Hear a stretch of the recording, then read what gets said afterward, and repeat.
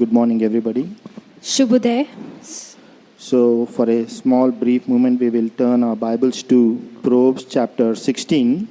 और हम एक छोटे से वक्त के लिए नीति वचन के 16 अध्याय में देखेंगे।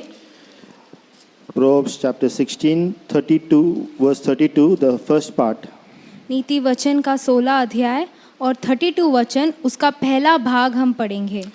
It says, He that is slow to anger is better than the mighty. Here the word of God says a person who is slow to anger is better than mighty. और यहाँ पे परमेश्वर का वचन कहता है विलम्ब से क्रोध करना वीरता से है। But in some cultures and in the world, this is the other way, the wrong way. और थोड़े हम देखते हैं दुनिया में और थोड़े नीति में हम देखते हैं कि इसका जो अर्थ है वो गलत तरीके से निकाला जाता है। They say when someone is slow to anger, they consider he is weak. और जब कोई क्रोध करने से धीरे होता है तो वो उन लोगों को कमज़ोर समझते हैं। They think he is not manly, he is coward.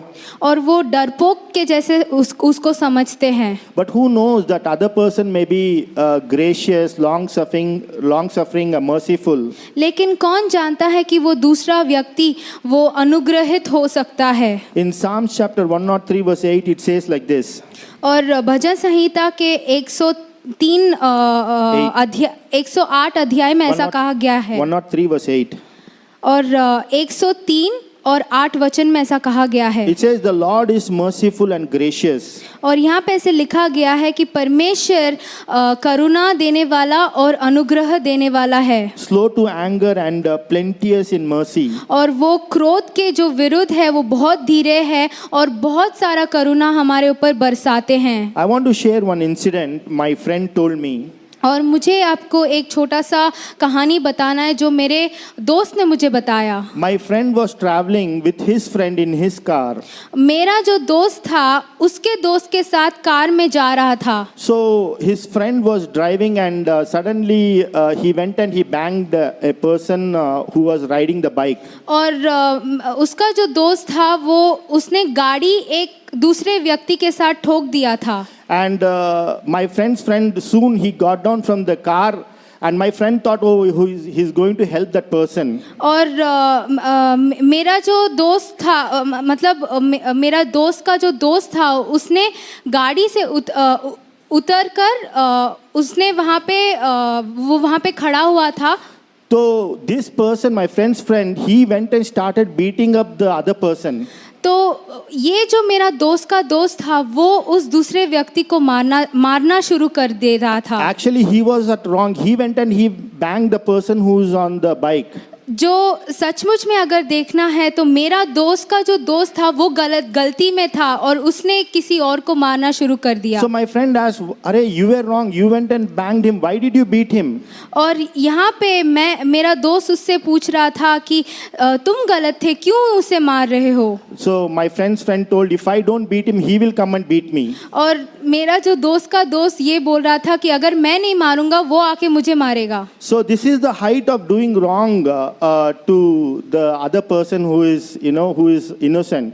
और ये है कि हम दूसरे लोग जो मासूम हैं उनको कैसे हम उनके खिलाफ कैसे बर्ताव करते हैं। He was supposed to be sorry and he was supposed to be paying for the damage that he had done. और उसे माफ़ी मांगना चाहिए था और उसे उसने जो नाश किया था उसके गाड़ी के लिए उसके लिए पैसा भी भरना चाहिए था इस दोस्त को। But to escape all, he went and fought with the innocent man. लेकिन इन सब से दूर हटने के लिए वो जाके उस मासूम के साथ लड़ रहा था। And also I have noticed, when you see a dog which is sleeping, when you step on its tail, it gets quickly anger. और जब हम अगर एक कुत्ता है उसके ऊपर अगर हम पैर रखेंगे तो वो गुस्सा हो जाता है। So the tendency of the sleeping dog is to to go and bite the person who has stamped his tail. और वो कुत्ता आके वो तुम्हें काट लेता है जब तुम उसके ऊपर पाँव डालते हो। It's like avenging. और वो हमेशा बदला लेता है। So the meaning of avenge I want to tell you. बदले का अर्थ मैं बताना चाहता हूँ। To take satisfaction for an injury.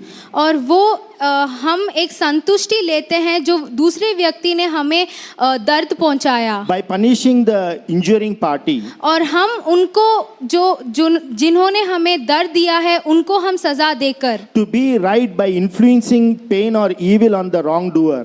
और हम सही करते हैं कि हम दूसरे लोगों को जो हमें दर्द पहुंचाते हैं उसके ऊपर हम अपना सजा दिखाते हैं। Other day I was watching a video, one person who is a Christian, this is what he was telling: if someone slaps on me, I will slap them 10 times. और एक ईसाई व्यक्ति ऐसा कह रहा था कि अगर किसी ने मुझे थप्पड़ मारा तो मैं उसको 10 बार थप्पड़ मारूंगा। So today we see people want to avenge, settle scores. It could be an argument, it could be physical hurting.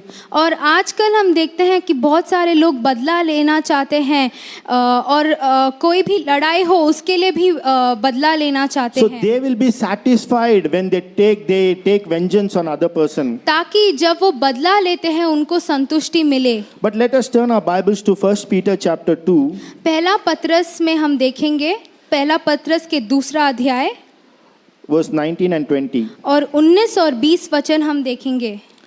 1 Peter chapter 2 verse 19 and 20. It says, "For this is thanksworthy if a man for conscience toward God endure grief, suffering wrongfully.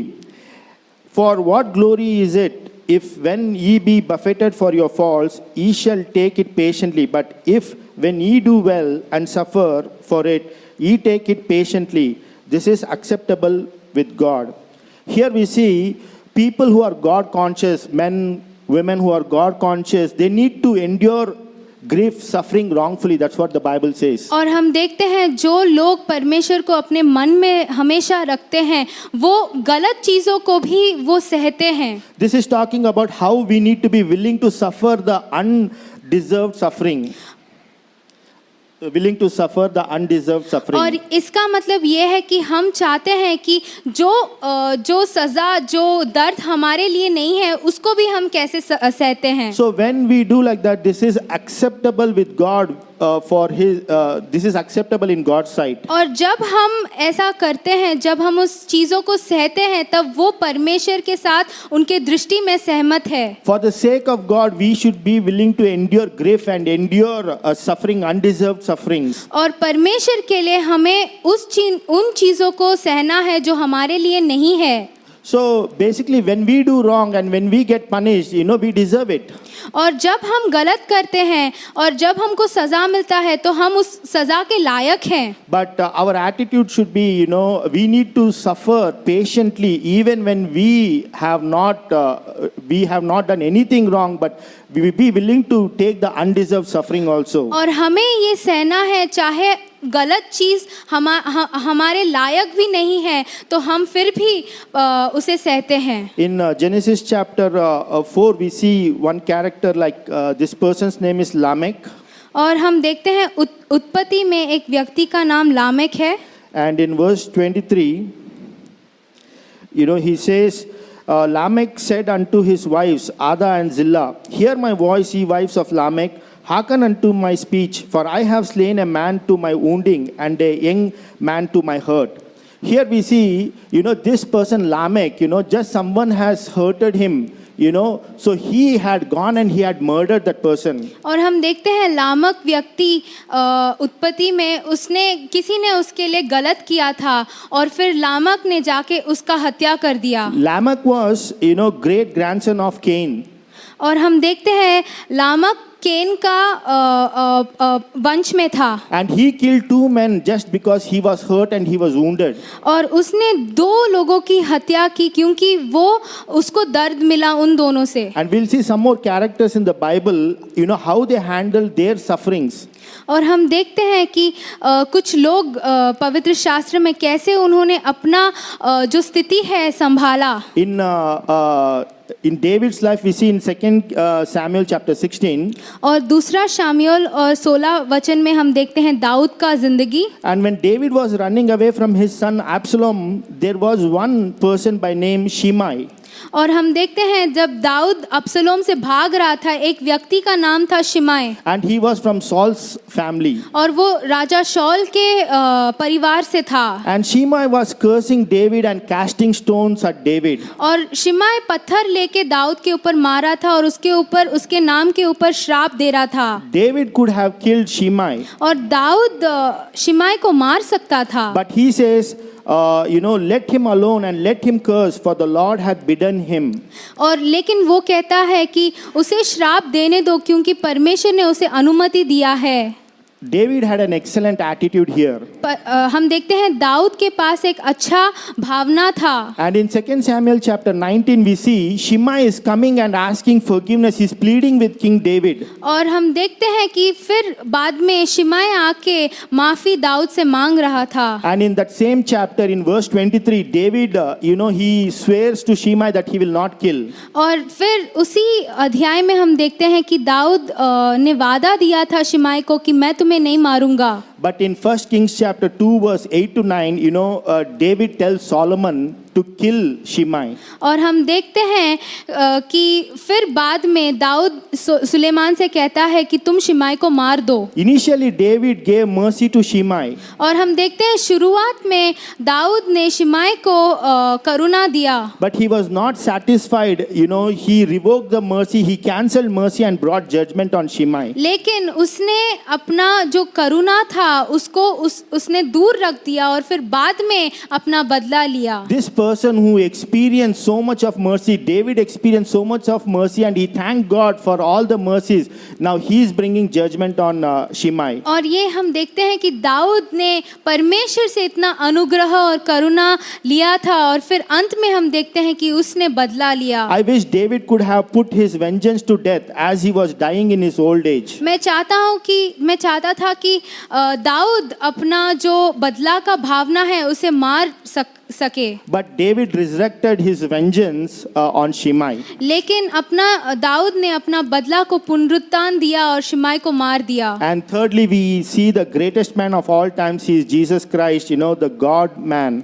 और हम देखते हैं उदाहरण के लिए यीशु मसीह जो कि इस संसार के इतिहास में सबसे महान है। In 1 Peter chapter 2 verse 21 and 23. और पहला पत्रस के 2 और 21 वचन में It says like this, for even hereunto were ye called, because Christ also suffered for us, leaving us an example that ye should follow his steps, who did no sin, neither was guile found in his mouth, who when he was reviled not again, when he suffered, he threatened not, but committed himself to him that judgeth righteously. Here we see that about Jesus Christ, how he was willing to take the undeserved suffering. और हम यहाँ पे देखते हैं यीशु मसीह के बारे में कि कैसे उनका जो स्थिति था, उनका जो तड़पना था वो उनके लायक नहीं था। He did not even commit one sin, but from the Garden of Gethsemane till the cross, he was suffering so much of mocking, torture. परमेश्वर यीशु मसीह ने एक पाप भी नहीं किया, लेकिन हम देखते हैं कि वो गेत्सेमनी के वाटिका से क्रूस तक उसने हमेशा वो तड़पना लिया। In the midst of suffering, he said, Father, forgive them, for they do not know what they are doing. और उस दौरान, उस बीच में परमेश्वर ने, यीशु मसीह ने पिता से ऐसे कहा कि पिता इन लोगों को माफ कर दिए क्योंकि इनको नहीं मालूम कि ये क्या कर रहे हैं। Jesus never threatened anyone, though he had so much of power to destroy those people who were mocking at him. यीशु मसीह ने कभी बदला नहीं लिया, चाहे उनके पास वो शक्ति था कि उनको नाश कर सके। Anger kills and destroys, but mercy gives life and builds. क्रोध अपने आप को क्रोध मार देता है, लेकिन करुणा और अनुग्रह जीवन लाता है। Our mercy levels are tested how we behave with our family members, church members and outsiders. और हमारा जो करुणा का बर्ताव को परीक्षा मिलता है, जैसे कि हम अपने परिवार के लोग के साथ बर्ताव करते हैं। When we are falsely accused, when words spoken at you, how we react is what matters. हमारे ऊपर जब गलत इल्जाम लगता है और जब हमारे ऊपर गलत चीजों के ऊपर हमारा नाम आता है, तो हम कैसे उसके ऊपर बर्ताव करते हैं। In 2 Corinthians chapter 4 verse 1, और दूसरा कोरिन्थियों के 4 और 1 वचन, It says, therefore, seeing we have this ministry as we have received mercy, we faint not. Here is telling we as believers have a ministry. और हम एक विश्वासी होने के नाते हमारे पास एक सेवकाई है, Ministry of mercy. और ये एक सेवकाई करुणा देने के लिए We है। are not supposed to faint in the ministry of mercy. और हम इस करुणा देने की सेवकाई में बेहोश ना हो। In the ministry of mercy, we are stewards serving mercy. और हम एक नौकर है कि हम एक दूसरे को करुणा देते हैं, हम इस सेवकाई के नौकर है। We are called to suffer and take the undeserved suffering. और हमें बुलाया गया है कि हम ये हमारे ऊपर जो तड़प है, जो दर्द है, जो हमारे लायक नहीं है, उसे हम कैसे उठाए। What is the use of this ministry of mercy?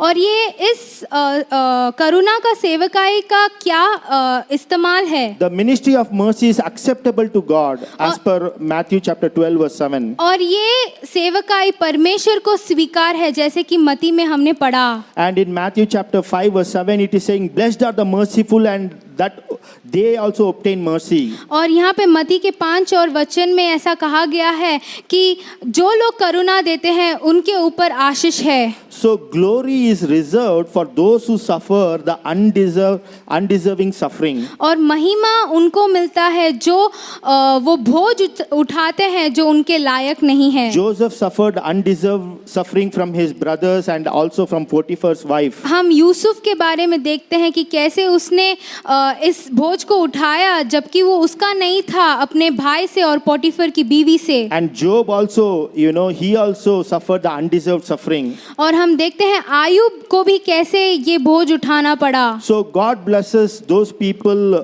who are, willing to take undeserved suffering richly. He blesses them and rewards them. और परमेश्वर उन लोगों को आशीष देता है जो कि ये बोझ उठाना चाहते हैं जो कि उनका नहीं है। So we are called for to take the undeserved suffering. Let's joyfully take it. और हमें बुलाया गया है कि हम ऐसा बोझ उठाएं और इसे हम आनंद के साथ उठाएं। God bless this portion. परमेश्वर इस वचन का आशीष करे।